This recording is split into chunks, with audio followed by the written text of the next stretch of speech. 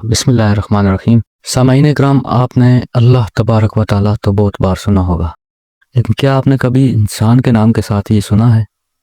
اگر سنا ہے تو ایک لمحے کو رک جائیں، پہلے آپ یہ ویڈیو دیکھ لیں۔ سرکار غوث اعظم شیخ عبد القادر جیلانی رضی اللہ تبارک و تعالیٰ عنہ اولیاء کی کائنات میں وہ ولی ہیں کہ ان کی آمد سے پہلے ان کے مرشدوں نے ان کے نام پر گردن جھکائی ہے۔ سید الطائفہ طاؤس العلماء حضرت سیدنا جنید بغدادی رضی اللہ تبارک و تعالیٰ عنہ ایک مرتبہ جمعہ کا خطبہ دے رہے ہیں۔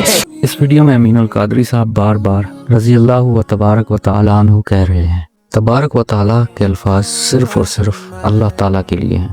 کسی نبی، کسی ولی، کسی انسان کے لیے یہ کہنا مناسب نہیں، کیونکہ اللہ جیسا کوئی نہیں اور اس کی صفات میں بھی کوئی اس کا شریک نہیں۔ یاد رکھیں، اللہ کا ذکر اللہ کے ادب کے ساتھ کریں اور تبارک و تعالیٰ صرف اس کے لیے کہیں جو رب العالمین ہے۔ یہاں یہ سوال اٹھتا ہے کہ اگر کوئی شخص یہ کہے کہ رضی اللہ عنہ میں اللہ کا نام آتا ہے، اس لیے تبارک و تعالیٰ استعمال کیا گیا ہے، تو اس کا جواب کیا ہوگا؟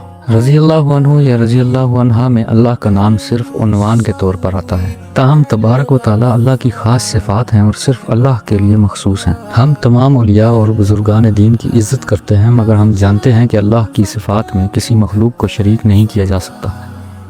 اللہ کی صفات میں تبارک و تعالیٰ صرف اللہ کے لیے مخصوص ہیں اور اسی وجہ سے یہ نبیوں یا اولیاء کے ساتھ نہیں آیا۔ علماء کرام نے فرمایا ہے کہ اللہ کے لیے تبارک و تعالیٰ کی صفات مختص ہیں اور ہمیں سنت کے مطابق ان صفات کو صرف اللہ کے ساتھ مخصوص رکھنا چاہیے۔